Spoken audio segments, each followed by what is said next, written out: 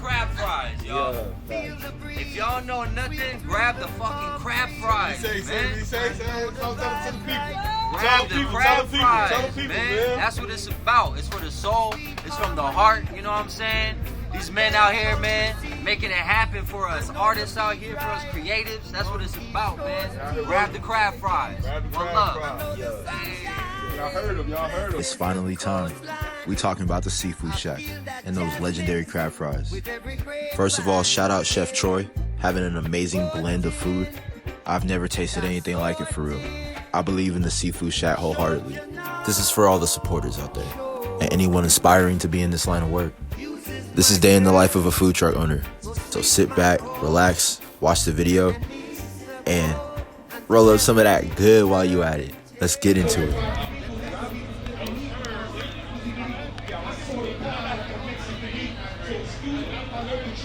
But y'all see where we at? Fire water bar. Saturday night action. Pooyah in the air. Got some good pooyah in the air. It's all good.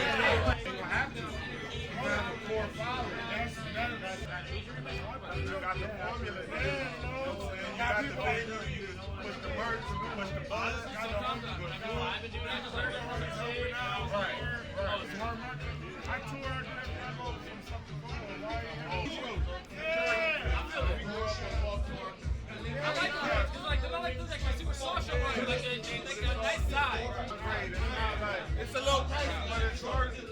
I don't buy cheap seafood. I don't buy cheap seafood. I know people be like a little sus, like on the truck, but it's quality. Nah, see, if it costs a lot, it means that you put the right. Yeah. Right. It's all working.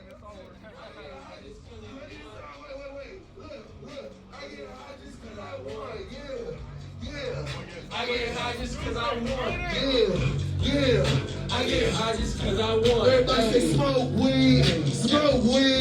Yeah. Get high.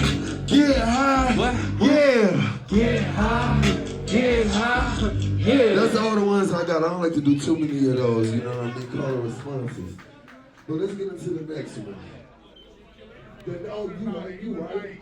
No man. Yeah.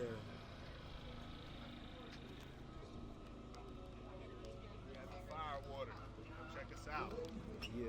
Good drinks, good music, good vibes. I got the weed and the merch in the back. Y'all want to go see what's going on? Show y'all what's going on. We still got the food cooking too. This is real chef shit. This is how you gotta have your timing down, you know? That's what I really do this. That's what I really do. Alright, we got the vibes. I got the merch. Pop out, man. Come check us out. That's what we do. Going down. See all the artists that came through the spot. They do big venue music sets in the back. Oh, dang.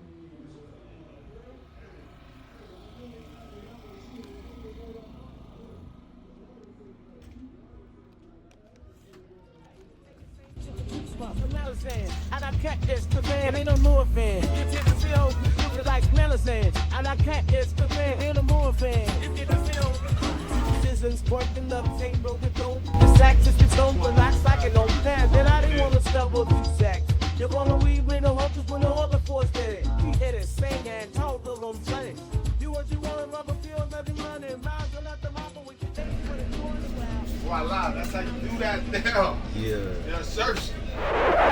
If you feel like medicine, and I can't the man, ain't no more fan. If you feel citizens working up, ain't broken down. The sacks is the stone, relax like an old man. Then I didn't want to stumble through sacks.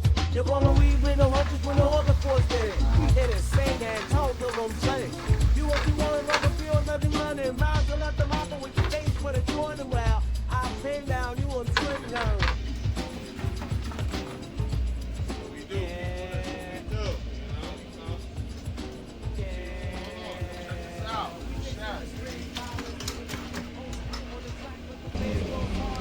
Yeah, it was live in there.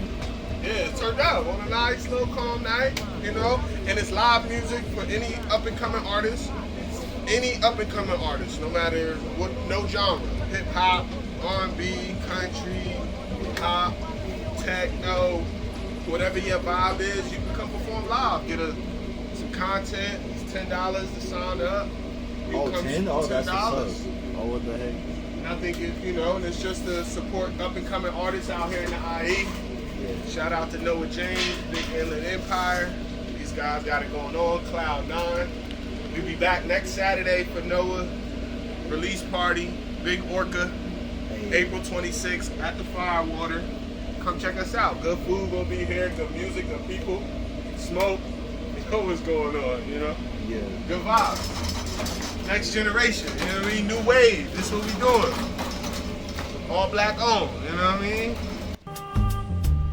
So fresh cork, you swear it's illegal. They got spicy flavors with the ocean sparkle.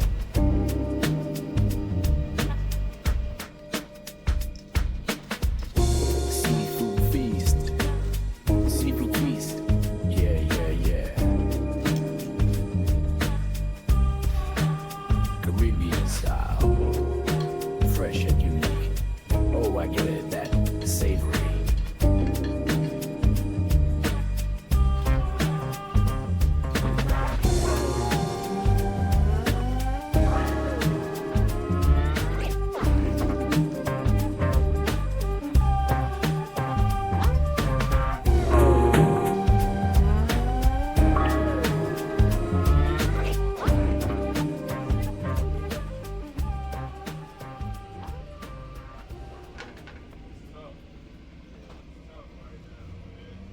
I don't want to say that. I think everybody going through a little tough time in the economy. Even on Tyler, right? Like, it's a bunch of those guys out there, but they fighting. You know what I mean? For those spots and like that recognition over there. You know what I'm saying? It's a dog like mentality right now. You know what I'm saying? So Yeah, I started noticing that. Even them, they got that buzz, right? It go up.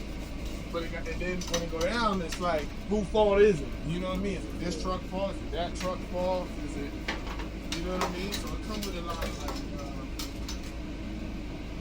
it's tough, bro. I ain't even gonna lie. It's just tough for all of us, honestly, right now. Yeah. The market for the food truck industry is tough because the economy is just going through some turmoil. You know, people not spending as much to go out. If they are, they're not going to the food trucks. They want to go sit down. They want to actually like enjoy an establishment. If they're gonna spend a nice deal, grip of money. Yeah. During COVID, it was a little different because you wanted good food, and good food was like parked up on the street. Food trucks was where to go to get the good food, essentially. As it might be for a lot of you, until Troy was telling me some of these things, I never even realized some of the struggles of a food truck owner. Yeah, right to the freeway. You're done. You can't. You're cooked. As soon as you pass this light, they got your ass. You can't bust the roof on.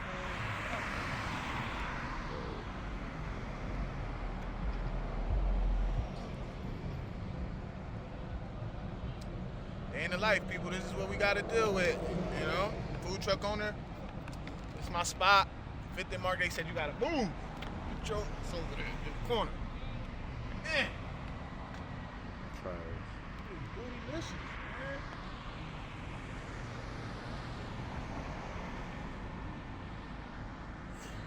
I gotta smoke.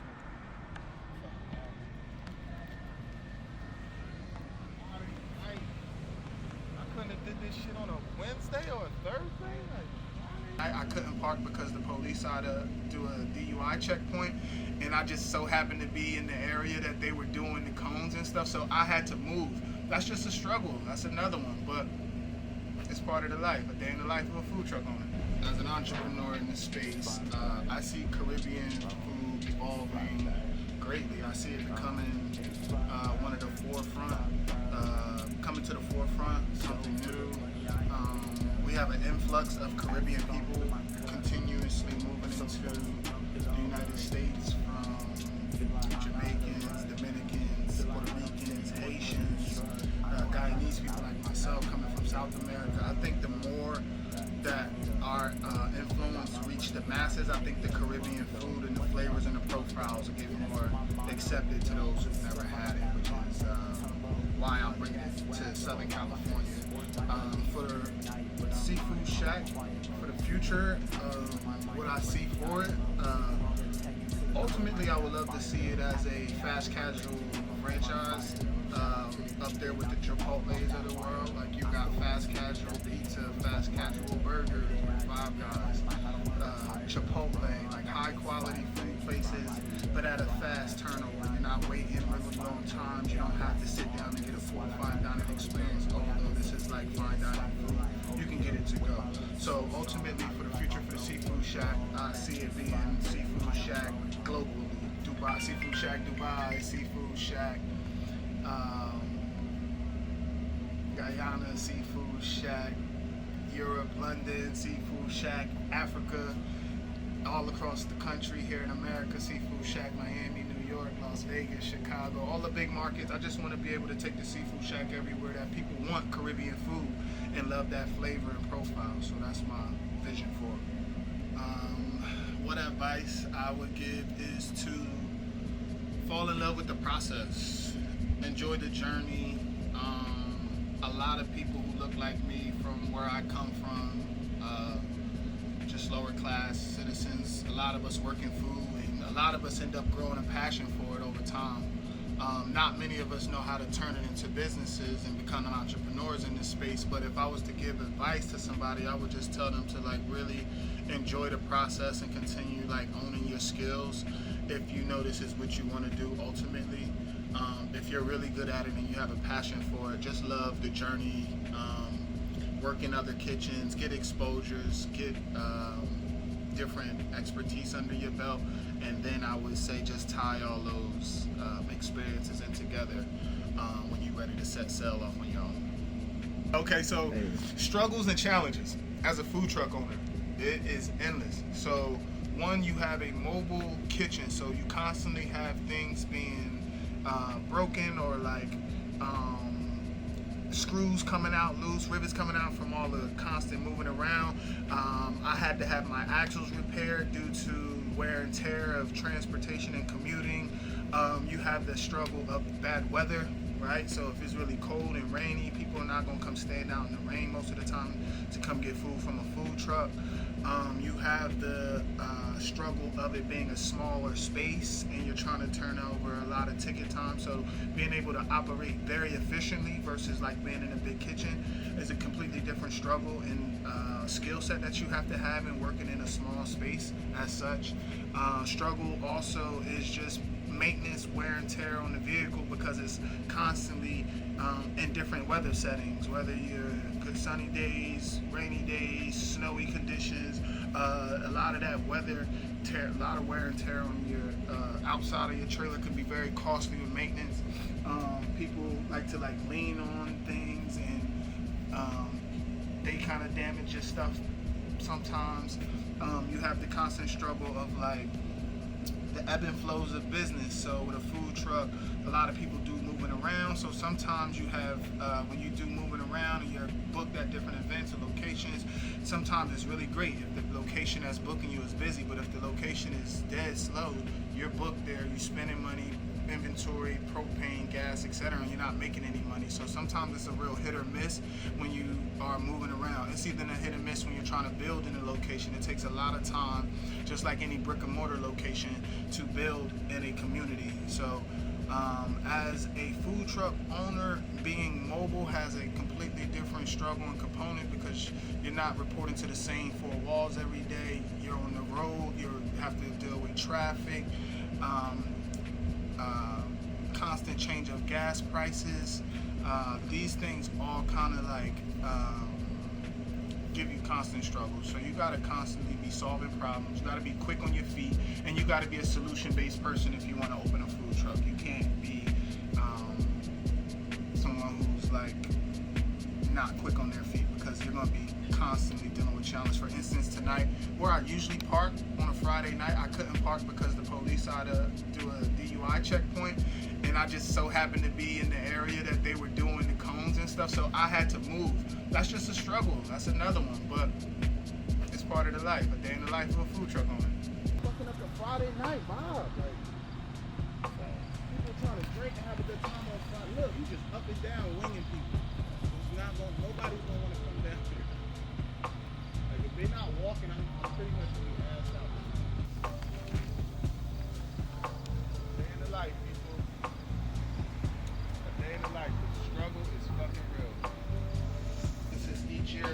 20%, only 4% of those businesses survive the startup stage. Startups. So most black-owned businesses don't even make it through the first year.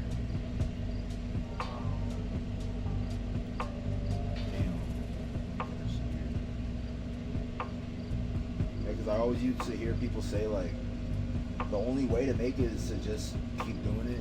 And that seems really impossible, but, like, that's really what you gotta do. You just gotta keep You gotta kind of be, like, crazy a little bit. Yeah. You have to, like, kind of just, like, you kind of have to be a little mental to, like, continue chasing something that is, like, continuously, essentially running from you in that, like, you gotta be crazy a little bit to believe in something that nobody else can see. But you got showed that for a reason. Like, you know, that dream or that vision came to you for a reason. God showed you that for a reason, and not everybody is meant to understand it or see the vision. It's not for them to see, you know. So sometimes when you're on that journey or whatever it is, you gotta just believe wholeheartedly within yourself and the mission, what you see, because you got shown that. It's a solo mission. We all on a solo mission, and you know, the universe and the man above showed you what it is for your future. So you gotta pursue that against all odds. And sometimes it's, you know, it's a lot of odds, it's a lot of obstacles. But if you ultimately want that dream, you gotta see it through. You know, relentlessly. Like, you gotta be a little crazy when pursuing your dream. Like, it's not meant to get there. It's a reason why only, you know, a small percentage of the people run the world and 90% work for the people who, you know, make that sacrifice. You know, those people were crazy enough to keep going when things got rocky, like Elon Musk, right? He sold everything, went broke, and to pursue his dream.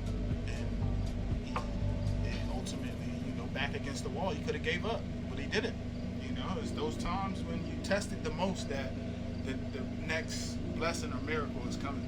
So, and sometimes you just gonna, you know, the universe and the journey gonna test you to see how bad do you really want it. So you just gotta really believe it within yourself. No doubt. You can't have no room for doubt. Like, none. Like, whatever you go through, just go through it. No, it's part of it. It was already a part of the journey. It was already destiny for me to go through this hard time or this rocky turmoil. Like, I just got to get through it. I didn't come this far to come this far. Like, whatever journey it is, once you start and you believe it, just keep going at it. At least you'll be at peace with yourself knowing you tried and you know what I mean, you gave it your all. Police ruined it tonight, y'all. Police got this street blocked off. All kind of nonsense. You gotta be careful out here, people. You gotta be careful. Gotta make sure you turn on your headlights. Hey. Thanks, right?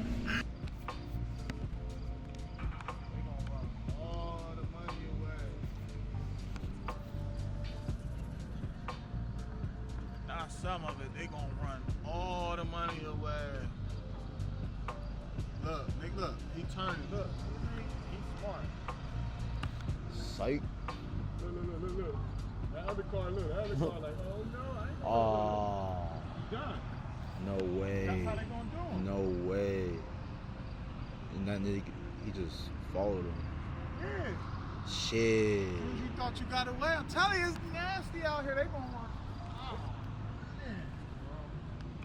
See that? Yeah. Did y'all see that? Yeah. That was crazy. And you know what's funny? He probably live on that street. Some shit like, bro, I'm going home. I ain't trying to avoid y'all stupid shit. I live on this block. Like, Just got off of work. yeah, I can't even tell Son you chilling. home. Damn. Bro. That's uncivil. Is that not? That's harassment, bro. That is harassment at its finest. If you turn, you're getting pulled over. Yeah. There's no way around it. No, they got the whole fleet up there, bro. I couldn't believe how many cops it was, but now I know why they got so many. They just got them lined up right there at that bush. Oh, that's crazy. Nah, you think I'm doing that late tonight? Crazy. Oh, hell no. I'm definitely going along with it. I'm not driving through this type of shit. And I know y'all seen it, but I'm not even doing the pull your ID out, Mr. King, none of that.